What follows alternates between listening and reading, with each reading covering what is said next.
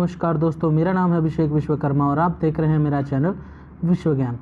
आज काफ़ी दिनों के बाद हमारी वीडियो आ रही है। तो जैसा कि आप जानते हैं कि जीडी के एग्ज़ाम्स अनाउंसमेंट हो चुके हैं और जल्दी ही फॉर्म भरने शुरू कर दिए जाएंगे। नोटिफिकेशन काफ़ी पहले ही आ चुका था इसका। तो जैसे जैसे जीडी के एग्ज़ाम नज़दीक आएंगे आपके लिए तैयारी करना उतना ही मुश्किल होता जाएगा। तो आपकी तैयारी को मजबूत करने के लिए हमारा एक सेट अब हर 2 दिन में एक बार आपको मिल जाएगा। ये 25 क्वेश्चन का सेट है। अगर इस पर अच्छा रिस्पांस आता है तो ये सेट हर एक दिन पर आना शुरू हो जाएगा। तो बढ़ते हैं अपने पहले सवाल की तरफ, शुरू करते हैं। तो ध्यान से देखेंगे, हमारा पहला सवाल है आज का। हमारा पहला सवाल है कि जूट उत्पादन में सबसे प्राचुर देश कौन सा है। जूट उत्पादन में सबसे प्राचुर देश कौन सा है? तो इसका सही उत्तर हो जाए माफ़ कीजिएगा, सबसे प्राचुर प्रदेश कौन सा है? तो इसका सही उत्तर हो जाएगा पश्चिम बंगाल। भारत में सबसे प्राचुर मात्रा में जूट का उत्पादन पश्चिम बंगाल करता है। अगर बात करेंगे वर्ल्ड लेवल पर दुनिया में, तो दुनिया में सबसे अधिक जूट का उत्पादन बांग्लादेश द्वारा किया जाता है। किसके द्वारा? बांग्लादेश के द्वारा किया जाता है। ठीक है। अगर बात करेंगे बिहार की, तो बिहार में सबसे अधिक जूट का उत्पादन पूर्णिया ज़िले में होता है। कहाँ होता है? पूर्णिया ज़िले में होता है। ठीक है। पूर्णिया क्योंकि पश्चिम बंगाल से सटा हुआ इलाका है, जिसके कारण से यहाँ पर जूट का उत्पादन बहुत अधिक मात्रा में होता है। अगर भारत में बात करेंगे तो भारत में पहले नंबर पर पश्चिम बंगाल और दूसरे नंबर पर बिहार आता है। बढ़ते हैं अपने नेक्स्ट सवाल की तरफ। हमारा अगला सवाल है, निम्नलिखित में से कौन पाक स्टेट से जुड़े हुए हैं? पाक स्टेट से, तो देखिए पूछ रहा है पाक स्टेट से कौन जुड़ा हुआ है। तो इसका सही उत्तर हो जाएगा भारत और श्रीलंका। इसका सही उत्तर हो जाएगा भारत और श्रीलंका। अगर आप भारत का मानचित्र देखें तो भारत के मानचित्र में यहाँ पर ये वाला जो इलाका है, यहीं पर आपका स्थित है पाक स्टेट। इसको पाक जल डमरू मध्य भी कहा जाता है। ठीक है, पाक जल डमरू मध्य भी कहा जाता है। ये भारत और श्रीलंका के बीच मन्नार की खाड़ी में स्थित है। कहाँ स्थित है? मन्नार की खाड़ी। आपसे सवाल पूछा जा सकता है कि पाक जल डमरू मध्य कहाँ स्थित है? तो मन्नार की खाड़ी में स्थित है। ठीक है। बढ़ते अपने नेक्स्ट सवाल की तरफ। हमारा अगला सवाल है कि निम्नलिखित में से मिलान कीजिए। ठीक है, निम्नलिखित का क्या करना है? तो मिलान करना है। क्या करना है? मिलान करना है। ठीक है, मिलान करना है। तो पहले देख लेते हैं हजारीबाग। तो हजारीबाग जो है, हजारीबाग में अदरक का उत्पादन बहुत ही अधिक मात्रा में होता है। हजारीबाग में अदरक का उत्पादन बहुत ही अधिक मात्रा में होता है। उसके बाद देखते हैं नवेली। ठीक है, नवेली। तो नवेली में भूरा कोयला पाया जाता है। क्या पाया जाता है? भूरा कोयला। उसके बाद करते हैं झरिया की। तो आपको पता है कि झरिया में बहुत अधिक मात्रा में कोयला पाया जाता है और ये कोयला जो है इसमें लगभग 100 सालों से अधिक समय से आग लगी हुई है। ठीक है, और ये इस इलाके को पूरी तरह से खाली करवाया जा चुका है। उसके बाद बात करते हैं राउरकेला का। तो राउरकेला में आपका बच गया है एक, और वो है लोहा। आपको पता है राउरकेला में एक स्टील प्लांट भी स्थित है। तो इसलिए आपका सही आंसर हो जाएगा इसका 2। ठीक है, सही आंसर हो जाएगा 2। पढ़ते हैं अपने नेक्स्ट सवाल की तरफ। हमारा अगला सवाल है कि भारत के नियंत्रक एवं महालेखा परीक्षक का कार्यकाल कितने वर्षों का होता है? हमारे भारत में नियंत्रक एवं महालेखा परीक्षक के सदस्यों का कार्यकाल कितने वर्ष का, या उसका कार्यकाल कितने वर्ष का होता है? तो इसका सही उत्तर हो जाएगा 6 वर्ष। तो नियंत्रक एवं महालेखा परीक्षक जो है, इसको हम लोग कैग भी कहते हैं। क्या कहते हैं? CAG, CAG, CAG, comptroller and auditor general of India. Comptroller and auditor general of India इसका फुल फॉर्म है। ठीक है, इसकी चर्चा संविधान के अनुच्छेद 148 में की गई है। नियंत्रक एवं महालेखा परीक्षक की चर्चा किस अनुच्छेद में? अनुच्छेद 148 में की गई है और इसका कार्यकाल 6 वर्ष का होता है। बढ़ते अपने नेक्स्ट सवाल पर। हमारा अगला सवाल है, भारत के प्रथम मुख्य चुनाव आयुक्त कौन थे? तो भारत के प्रथम मुख्य चुनाव आयुक्त सुकुमार सेन थे। कौन थे? तो सुकुमार सेन। भारत के प्रथम मुख्य चुनाव आयुक्त कौन थे? तो सुकुमार सेन थे। ठीक है, सुकुमार सेन। और अभी भारत के मुख्य चुनाव आयुक्त कौन है? तो उनका नाम है राजीव कुमार। क्या नाम है? राजीव कुमार। क्या नाम है? राजीव कुमार। पढ़ते हैं नेक्स्ट सवाल की तरफ। हमारा अगला सवाल है सर्वोच्च न्यायालय के न्यायाधीश की सेवानिवृत्ति की आयु कितनी होती है? तो सर्वोच्च न्यायालय की जो सेवानिवृत्ति की आयु होती है ना, वो होती है 65 वर्ष। कितने वर्ष? 65 वर्ष होती है। ठीक है, तो बढ़ते हैं अपने नेक्स्ट सवाल पर। हमारा अगला सवाल है महात्मा गांधी के राजनीतिक गुरु कौन थे? तो इनका नाम था गोपाल कृष्ण गोखले। क्या नाम था इनका? गोपाल कृष्ण गोखले नाम था।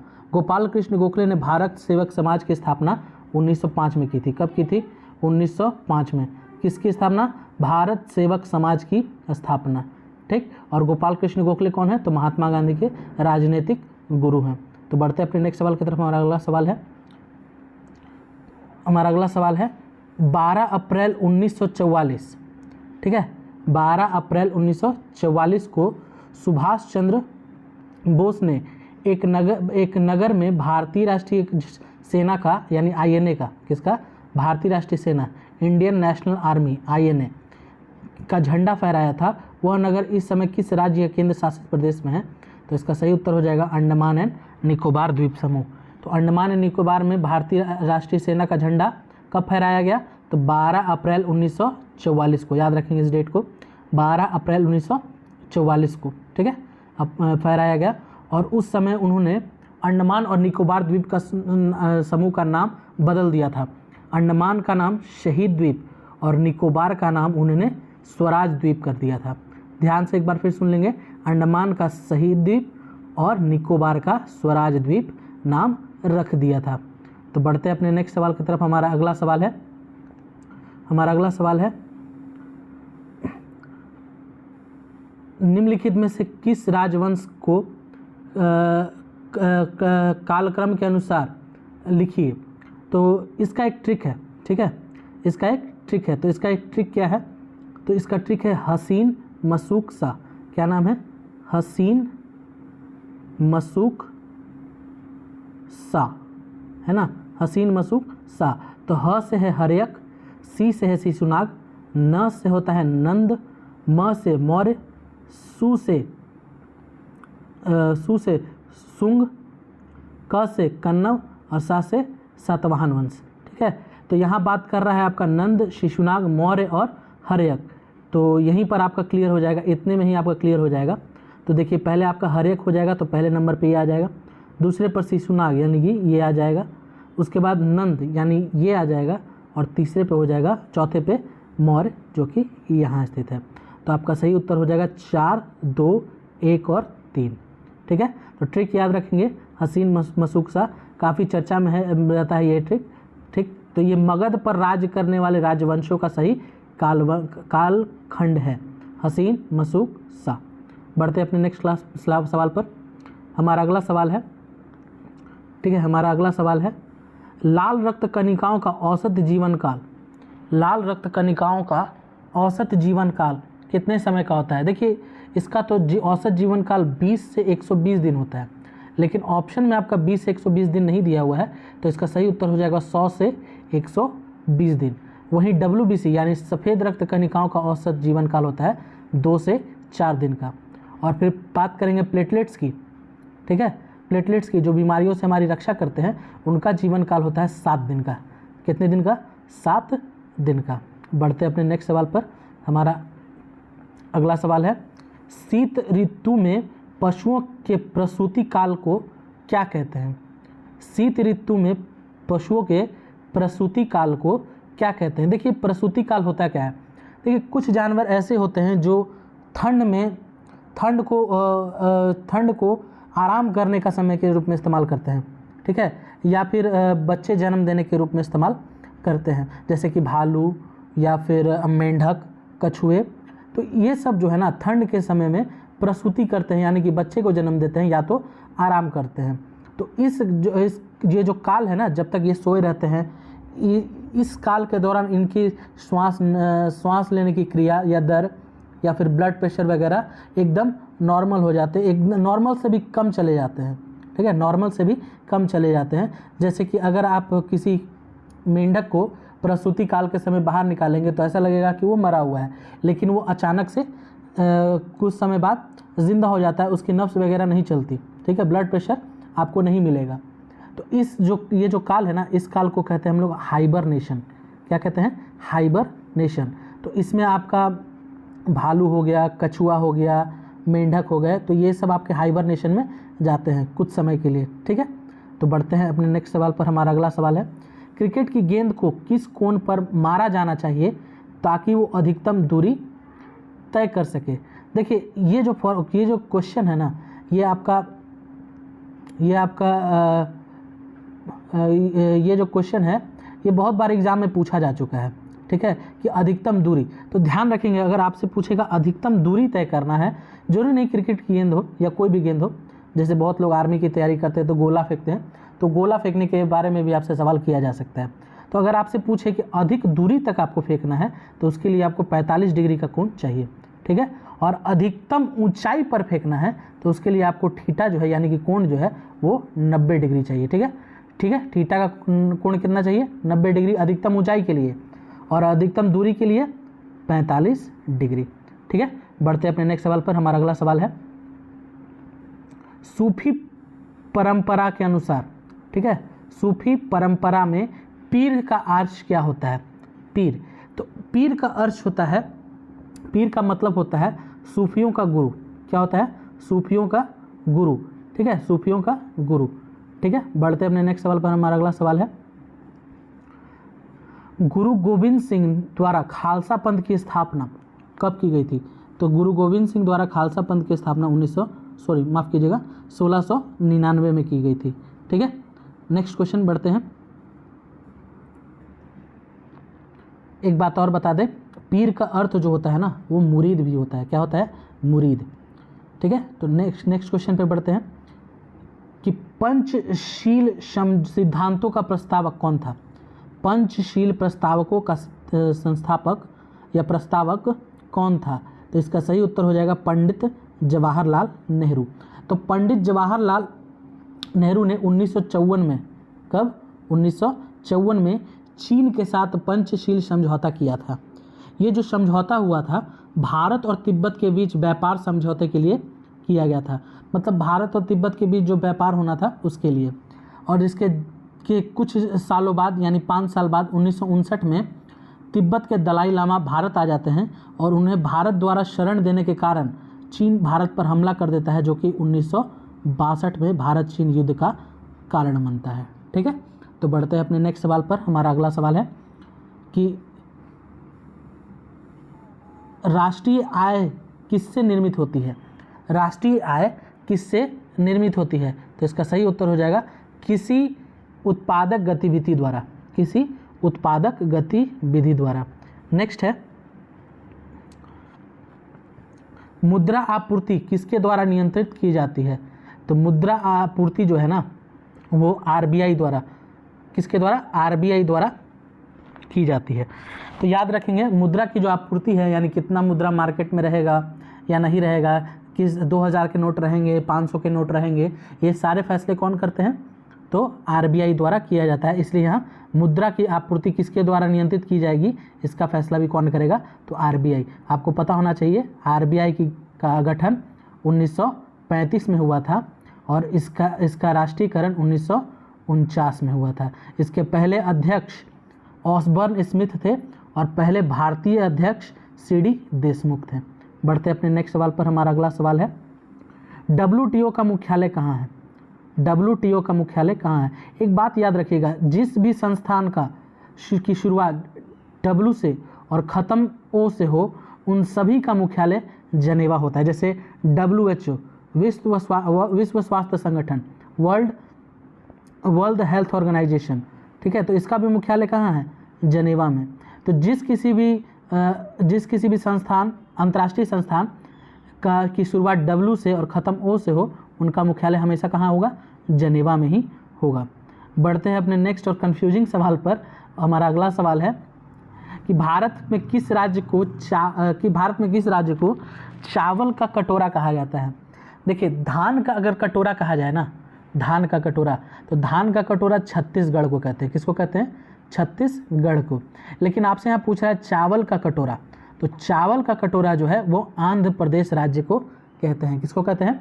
आंध्र प्रदेश राज्य को चावल का कटोरा कहते हैं। अगर आपसे पूछ दे कि चावल का कटोरा किस डेल्टा को कहा जाता है, किस डेल्टा को कहा जाता है, तो इसका सही उत्तर हो जाएगा कृष्णा गोदावरी डेल्टा। इसका सही उत्तर क्या हो जाएगा? कृष्णा गोदावरी डेल्टा। ठीक है, इसका सही उत्तर हो जाएगा कृष्णा गोदावरी डेल्टा। ये जो है इन्हीं दोनों नदियों के बीच सबसे अधिक उपजाऊ भूमि पाई जाती है। ठीक है, अगर आपको इतिहास की जानकारी होगी तो चोल राजाओं का जो भूमि थी, चोल राजाओं की जो भूमि थी और सातवाहन काल में जो उनकी भूमि थी वो कृष्णा और गोदावरी डेल्टा के अंतर्गत आया करती थी।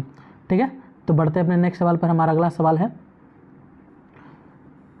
किसी राजनीतिक दल को पंजीकृत दल की स्थिति पाने के लिए कम से कम कितने प्रतिशत मत पाने चाहिए? तो इसका सही उत्तर हो जाएगा 2%। कम से कम किसी भी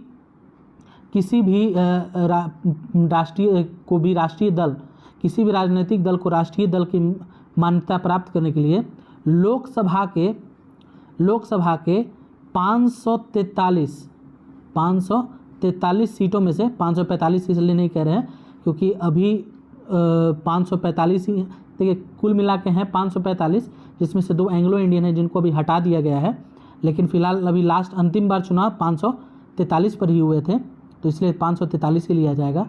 तो इनके 2% यानी लगभग 11 सीट होने जरूरी हैं, तभी जाकर के आप किसी राष्ट्रीय पार्टी की मान्यता प्राप्त करेंगे। या एक और कंडीशन है कि कम से कम राज्यों में, किसी भी राज्यों में आपके कोई एक राज्य या एक से अधिक राज्यों में आपके कम से कम 4 लोकसभा की सीटें होनी जरूरी हैं, तभी जाकर के आप एक पंजीकृत यानी कि राष्ट्रीय दल बनेंगे। अभी भारत में राष्ट्रीय दलों की संख्या 8 है और सबसे नवीनतम राष्ट्रीय दल है NPP। ठीक है, सबसे नवीनतम राष्ट्रीय दल कौन है? NPP।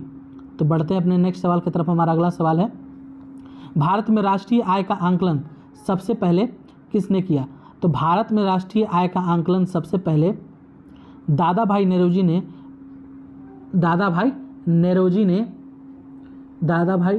1867-68 के बीच किया था। ठीक है, 67-68 के मध्य। और उन्होंने जो राष्ट्रीय आय का आंकलन किया था उसमें प्रति व्यक्ति आय 20 रुपये निकाली थी। ठीक है, 20 रुपये, कितने रुपये? 20 रुपये निकाली थी। लेकिन ये पूरी तरह से अवैज्ञानिक ढंग से था, जिस कारण से इसे उतना वैल्यू नहीं दिया गया। तो फिर बाद में VKRV राव द्वारा, है ना, VKRV राव द्वारा वैज्ञानिक ढंग से भारत की राष्ट्रीय आय का आंकलन किया गया। भारत में फिर बाद में राष्ट्रीय आय समिति बनी, जिसके प्रथम अध्यक्ष PC महालनोबिस को बनाया गया था। और भारतीय आय समिति का गठन 1949 में हुआ था। भारतीय आय समिति का गठन 1949 में हुआ था, जिसके अध्यक्ष PC महालनोबिस थे। बढ़ते हैं नेक्स्ट सवाल पर। हमारा अगला सवाल है, किसी देश का आर्थिक विकास किस पर निर्भर करता है? तो उपयुक्त में से बताना है। तो देखते हैं, प्राकृतिक संसाधन, बिल्कुल सही कि हमारे आसपास प्राकृतिक संसाधन है या नहीं। जैसे कोयला, मान लीजिए आप बिजली क्षेत्र में कार्य करना चाहते हैं तो आसपास कोयला है या नहीं, या आप लौह संबंधी या इस्पात संबंधित काम करना चाहते हैं तो आपके आसपास वो प्राकृतिक संसाधन उपलब्ध है या नहीं। दूसरा है पूंजी निर्माण, जब तक आपके पास कैपिटल यानी कि पूंजी नहीं होगा तब तक आप कोई उद्योग शुरू नहीं कर सकते। तीसरा है बाजार का आकार। ठीक है, बाजार का आकार, अगर आपके पास सारी चीज़ें हैं, प्राकृतिक संसाधन, पूंजी, बाजार, सब चीज़ हैं, लेकिन आपके पास अगर बाजार नहीं है तो आप बिना बाजार के अपने सामान को कहीं बेच नहीं सकते। इसलिए बाजार का आकार भी देखा जाना जरूरी है। तो यहाँ के हिसाब से वो आंसर हो जाएंगे उपयुक्त सभी। लेकिन इनमें एक और चीज़ छूट रहा है जो इसमें ऑप्शंस में नहीं दिया गया है, वो है लेबर, यानी कि मजदूर, है ना। मजदूर का होना ज़रूरी है। अगर सस्ते मजदूर आपको मिल जाएंगे तो आपकी लागत वैसे ही बढ़ जाती है, ठीक है। और भारत की जनसंख्या के अनुसार यहाँ पर मजदूर बहुत आसानी से उपलब्ध हो जाते हैं, ठीक है। तो आज का हमारा सेशन यहीं पर समाप्त होता है। अगर आपको वीडियो पसंद आया तो चैनल को लाइक कीजिए, सब्सक्राइब कीजिए, और अगर आपको वीडियो बहुत ज़्यादा पसंद आया तो इसे शेयर भी ज़रूर कीजिए। और आगे भी वीडियो आते रहेंगी। अगर आपका सपोर्ट रहा तो ये वीडियो जो है, जो 2 दिन पे आने वाला है, वो प्रतिदिन आना शुरू हो जाएगा। तो जितना ज़्यादा से ज़्यादा हो सके तो इस वीडियो को शेयर कीजिए। और अगर आपको ये चैनल पसंद आ रहा है तो अपने तैयारी को और मजबूत कीजिए। तो ठीक है, तब मिलते हैं अपने नेक्स्ट सेशन में। तब तक के लिए धन्यवाद।